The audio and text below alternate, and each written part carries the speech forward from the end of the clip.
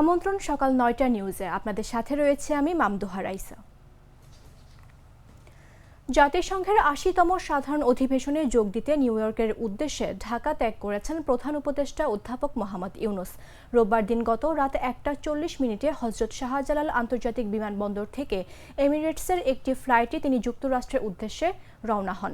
সরকারি প্রতিনিধি দলের অংশ হিসেবে তার সঙ্গে রয়েছেন ৫ রাজনৈতিক নেতা: বিএনপি মহাসচিব মির্জা ফখরুল ইসলাম আলমগীর, বিএনপির ভারপ্রাপ্ত চেয়ারম্যান পররাষ্ট্র বিষয়ক উপদেষ্টা হুমায়ুন কবির, জামায়াতে ইসলামী নায়েবে আমির সাঈদ আবদুল্লাহ মোহাম্মদ তাহের, ন্যাশনাল সিটিজেন পার্টির সদস্য সচিব আখতার হোসেন এবং এনসিবির প্রথম সিনিয়র যুগ্ম সদস্য সচিব ডক্টর তাসনিম জারা। জামাত নেতা মোহাম্মদ নকিবুর রহমান যুক্তরাষ্ট্র থেকে এই প্রতিনিধি দলে যোগ দেবেন। প্রধান উপদেষ্টার ২৬ সেপ্টেম্বর জাতিসংঘ সাধারণ পরিষদে ভাষণ দেওয়ার কথা রয়েছে এবং তার ২ অক্টোবর দেশে ফেরার কথা রয়েছে।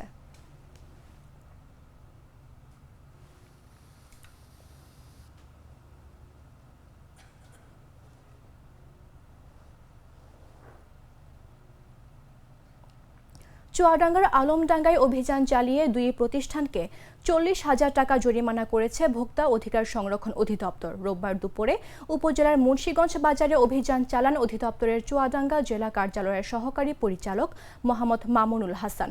অভিযানে নিত্য প্রয়োজনীয় পণ্য, মিষ্টি, ওষুধ, সার ও বেকারি পণ্যের গুণগত মান ও বাজার মূল্য যাচাই করা হয়।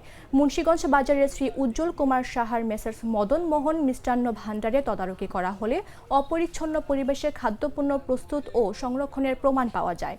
প্রতিষ্ঠানটিকে ভোক্তা অধিকার সংরক্ষণ আইনে জরিমানা করা হয়েছে। অন্যদিকে একটি লিখিত অভিযোগের প্রেক্ষিতে আলমডাঙ্গা শহরে গোলাম মুস্তফার মালিকানাধীন তাজ মোটরসকে বাজার মূল্যের চেয়ে বেশি দামে মোবিল বিক্রির দায়ে ১০,০০০ টাকা জরিমানা করা হয়। অভিযান পরিচালনায় সহায়তা করেন চুয়াডাঙ্গা পরিবেশ অধিদপ্তরের সিনিয়র কেমিস্ট নরেশ চন্দ্র বিশ্বাস, নিরাপদ খাদ্য কর্মকর্তা সজীব পাল এবং জেলা পুলিশের একটি দল। খাবার তৈরি করতেছেন এই পার্টটাকে একদম নিটেল ক্লিন বলা চলে যে অ্যাগ্রোসল হয়ে আছে, বাইরে থেকে যাচ্ছে কিন্তু একদম প্লেন থাকতে হবে, ঠিক আছে। আর জানলার পাশে যে গ্রিল দেওয়ার বা নেট সেটা দিতে হবে এবং প্রত্যেকটা খাবার ঢাকনা রাখতে হবে, পুরো নেট বেড দিয়ে ঢাকনা। আপনার একটা মিষ্টি পুরো ঢাকনা দেয় কিন্তু এই গন্ধ গ্যাস কি কারণে ওই যে ময়লাগুলো পচতেছে, তাহলে ওই ড্রেন আপনি নিজের দায়িত্ব করেন না। নিষিদ্ধ আওয়ামী লীগের কয়েকজন কর্মী বরিশাল নগরীতে মশাল মিছিল করেছেন। এ সময় তাদের ধাওয়া করে ৪ জনকে মারধরের পর পুলিশের সোপর্দ করেন স্থানীয় লোকজন। রোববার রাত ৮:৩০টার দিকে নগরীর ফিশারি রোড এলাকার এ ঘটনা ঘটে। বিষয়টি নিশ্চিত করেছেন বরিশাল মেট্রোপলিটন পুলিশের এয়ারপোর্ট থানার অফিসার ইনচার্জ আল মামুনুল ইসলাম। আটকরা হলেন বানারীপাড়া উপজেলার বাইশারি ইউনিয়নের শিয়ালকাঠি গ্রামের মোহাম্মদ শাহিন শেখ, একই উপজেলার চাখার ইউনিয়নের সজীব হাওলাদার, নগরীর ৩০ নম্বর ওয়ার্ডের চটা এলাকার শাহাদাত হোসেন অপু তালুকদার এবং দক্ষিণ চটা এলাকার মোহাম্মদ জাকির হোসেন। প্রত্যক্ষদর্শী মহানগর শ্রমিক দলের সাধারণ সম্পাদক শহীদুল ইসলাম জানান, কেন্দ্রীয় বাস টার্মিনালের কাছে সড়ক ও জনপথ বিভাগের ফেরি কার্যালয়ের সামনে একদল আওয়ামী লীগ কর্মী স্লোগান দিয়ে মিছিল করে। তারা সংখ্যায় ১৫ থেকে ২০ জন ছিল। মিছিলটি বাস টার্মিনালের দিকে অগ্রসর হলে ছাত্র জনতা হামলা চালায়। মিছিলকারীরা পালানোর সময় ৪ জনকে আটক করা হয়।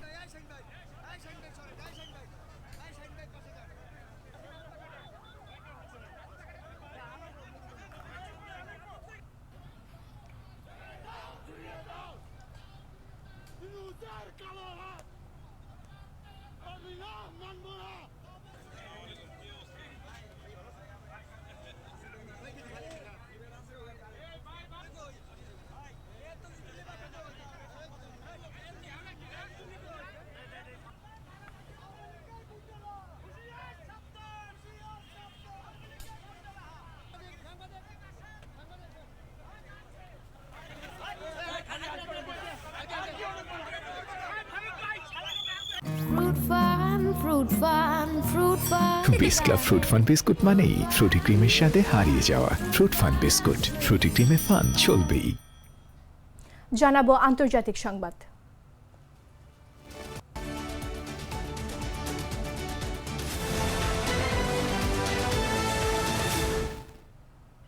ফিলিস্তিনের অবরুদ্ধ গাজা উপত্যকা থেকে ইসরায়েলের রকেট ছোড়া হয়েছে। রোববার গাজার উত্তরাঞ্চল থেকে অত্যন্ত 2টি রকেট ইসরায়েলের ভূখণ্ড থেকে ছোড়া হলে বলে জানিয়েছে দখলদার দেশটির সামরিক বাহিনী। ইসরায়েলের প্রতিরক্ষা বাহিনী এক বিবৃতিতে জানায় দুটি রকেটের মধ্যে একটি আকাশ প্রতিরক্ষা ব্যবস্থা ব্যবহার করে ভূপাতিত করা হয়েছে, অন্যটি দক্ষিণ ইসরায়েলের একটি এলাকায় পড়েছে।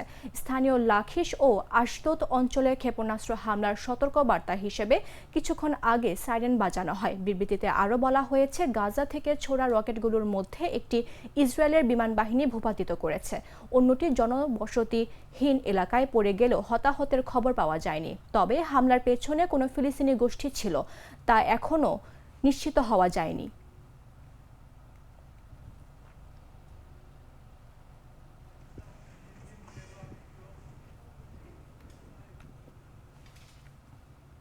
ফিলিস্তিনকে রাষ্ট্র হিসেবে স্বীকৃতি দিল যুক্তরাজ্য, কানাডা ও অস্ট্রেলিয়া। রোববার এই সিদ্ধান্তের কথা জানায় এই তিন দেশ। এর আগে গত জুলাই মাসে ব্রিটিশ প্রধানমন্ত্রী কিয়ার স্টারমার বলেছিলেন, সেপ্টেম্বরের মধ্যে যদি ইসরায়েল গাজায় যুদ্ধবিরতিতে সম্মত না হয় এবং টেকসই শান্তি চুক্তি ও দ্বিরাষ্ট্র সমাধানের পথে অঙ্গীকার না করে, তবে যুক্তরাজ্য তাদের অবস্থান বদলাবে। যুক্তরাজ্যের সঙ্গে কানাডা, অস্ট্রেলিয়া সহ ইউরোপের দেশ পর্তুগাল ও ফ্রান্সও ফিলিস্তিনকে স্বীকৃতি দেওয়ার ঘোষণা দিয়েছিল। ইউরোপের আরও তিনটি দেশ, স্পেন, আয়ারল্যান্ড ও নরওয়ে, গত বছরই এই পদক্ষেপ নিয়েছে। জাতিসংঘের 193 সদস্য দেশের প্রায় 75% এরই মধ্যে ফিলিস্তিনকে স্বীকৃতি দিয়েছে। এদিকে যুক্তরাজ্যের এই পদক্ষেপের তীব্র সমালোচনা করেছে ইসরায়েলি সরকার, জিম্মিদের পরিবার ও কিছু কনজারভেটিভ নেতা।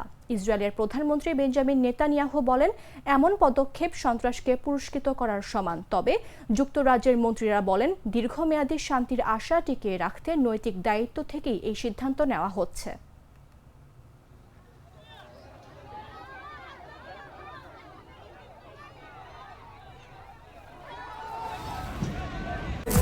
ঝালমুড়িতে ফান লাভ পার্টিতে ফিল দ্য ক্রাঞ্চ ক্রাঞ্চ ক্রাঞ্চ ক্রাঞ্চ প্রাণ ঝালমুড়িতে ফিল দ্য ক্রাঞ্চ ক্রাঞ্চ দুর্দান্ত সব উপাদানে তৈরি ঝাঁঝালো স্বাদের প্রাণ ঝালমুড়ি মানেই আড্ডায় ফুর্তির ঝাঁঝ। প্রাণ ঝালমুড়ি, এই ঝাঁঝ সেই ঝাঁঝ। দেশবাসীকে বিদেশি পণ্য ব্যবহার বন্ধ করে দেশীয় পণ্য ব্যবহারের আহ্বান জানিয়েছেন ভারতের প্রধানমন্ত্রী নরেন্দ্র মোদী। রোববার জাতির উদ্দেশ্যে দেওয়া এক ভাষণে এই সিদ্ধান্ত জানান তিনি। মোদীর এই আহ্বান এমন এক সময়ে এলো যখন যুক্তরাষ্ট্রের সঙ্গে ভারতের বাণিজ্যিক সম্পর্ক টানাপোড়েন চলছে। মার্কিন প্রেসিডেন্ট ডোনাল্ড ট্রাম্প সম্প্রতি ভারতীয় পণ্যের ওপর 50% শুল্ক আরোপ করেছেন। এরপর থেকেই মোদী স্বদেশী অর্থাৎ দেশীয় পণ্য ব্যবহারের ওপর ব্যাপক গুরুত্ব দিতে শুরু করেন।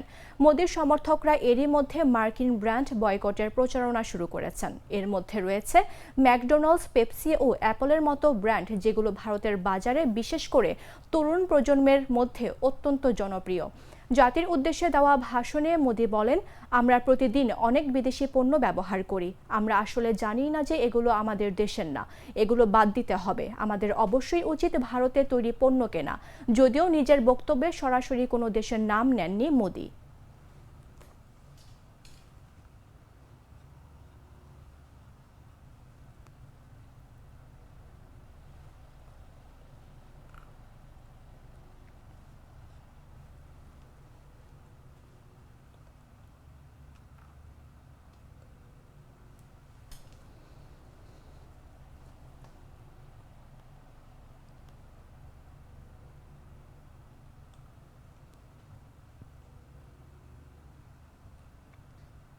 সংবাদ শেষ করব খেলার খবর জানিয়ে।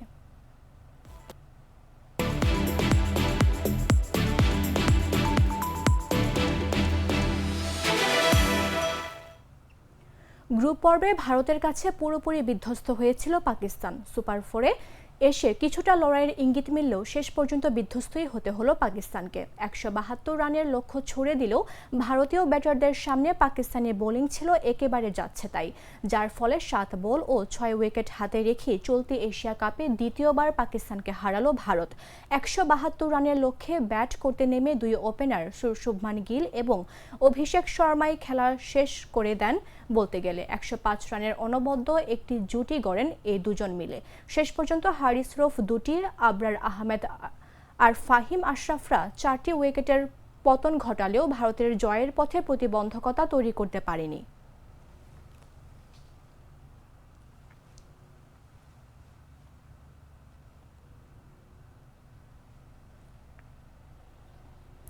দর্শক, এই ছিল এখনকার মতো। এতক্ষণ সঙ্গে থাকার জন্য ধন্যবাদ সবাইকে।